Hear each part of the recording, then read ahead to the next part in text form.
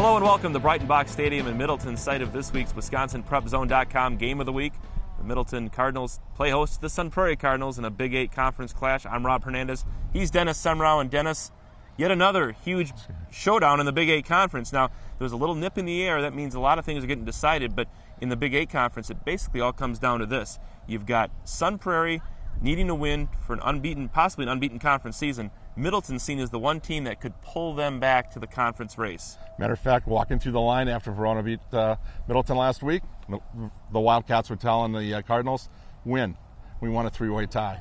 And that gets back to the respect factor among the coaches, Dave Richardson and Tim Simon. And you'll get an even bigger one this week. Both Tim Simon and Brian Kaminsky, the Sun Prairie coach, coached the All-Stars, the large division at the Wisconsin Football Coaches All-Star Game. They're very good friends. We'll catch them talking before the game once the game starts. So Cardinals versus Cardinals.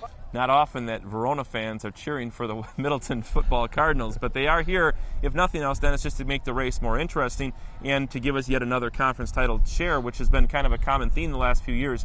As we look at this game, you got to see, we've seen Middleton, we've seen Verona, we've seen Sun Prairie. What set those three teams apart, and what are we going to look for here on Friday night? Well, people were wondering why the La Follette-Sun Prairie game was so close. Coach Simon talked about it, that every team has got some team that they're very competitive with. Doesn't matter what the records are. Usually it's Middleton and Madison Memorial who don't play each other this year. This year for Sun Prairie, it was La Follette. That was a real good game to test them. They have a little twitch or a little spin to their offense. If you've noticed the last couple of weeks, who scored a touchdown? Craig Evans. Yes. Their big 300 and, well, it depends what you look at, 325 to 350. That's you right. know, he's growing. He's a beast. And he's depends what's on the menu, doesn't it? He's a Wisconsin recruit, and now he's getting a chance to play a little bit of offense. The fridge, yes. This generation's fridge, and that little twist for Middleton. Last year, though, at Sun Prairie, Middleton won. Derek Ronstadt, a sophomore who played very well in basketball as a kicker, wide receiver, had a game-winning field goal. I think it's going to come down to that again this year. Well, it could be. Middleton here at home, Friday night, 7:30 p.m. against Sun Prairie, our madison.com Game of the Week. Dennis, we talk about the season winding down and conference races starting to get a little bit interesting. We haven't heard much from the three-time defending state champion Waunakee Warriors, but they've got a big game this Friday night at home against Reedsburg. Reedsburg kind of flying under the radar. They're unbeaten, but as we've talked about before on Prep Rally, we haven't really seen the best teams facing the Reedsburg Beavers. This starts a 3-week run of, wow, Waunakee, DeForest, and Mount Barneveld for them, not necessarily in that order. And you take a look at Reedsburg as the last team to beat Waunakee before their winning streak. Remember the year that they did during the regular season? They shared the title with DeForest, and then Reedsburg won the D3 state title, and Waunakee won the D2. So you've got this big winning streak going back to 1998 for Waunakee at home, plus Reedsburg, the last team. So it doesn't matter what the records are. There's their motivation. Waunakee has just gotten better and better. A 70-point game last week against Baraboo. And I don't know. Yeah. They're not looking ahead to Mount Barneveld. They're on that one game. And the same thing, Mount Barneveld is still unbeaten. So you've got three teams at the top, two of them meeting this week in the Badger North. Badger North, big game there. Dennis, as we move to the Capital North, another huge game, Lakeside Lutheran, winner of our madison.com Game of the Week last week against Lake Mills in pretty convincing fashion. Now they go on the road to play Lodi, a team that I know Paul Bauer is always concerned with because the Blue Devils always have a great ground game and just a great overall program. And we've talked about it before. If it comes down to a field goal, they also have one of the best kickers in the state. That ball game, how do you see it breaking down? And can Lakeside once again master the Blue Devils? I'm very impressed with Lakeside last weekend. Defensively, offensively, they have a two-headed monster at running back. Travis Backler had a 101-yard interception return.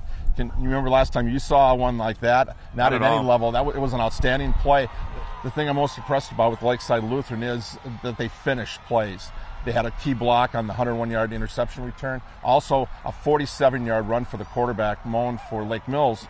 And a defensive player was able to track him down and force a fumble and a key turnover.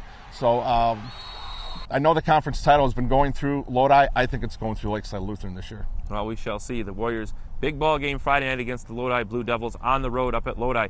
Dennis, a couple other races quickly to get to. The Northern Rock Valley Conference race was thrown on its backside, I think, last week.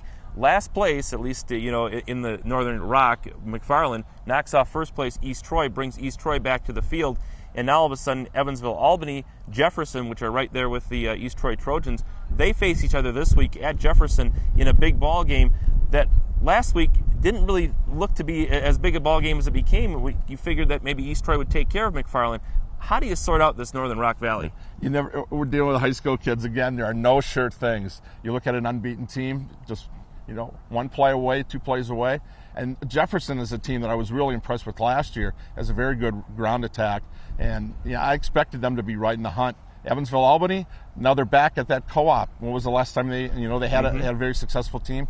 Was when they were doing that. So good game to watch this week. Yep, good game to watch there, and also another ball game to watch out in the Southwest Wisconsin Conference, where River Valley and Platteville get together.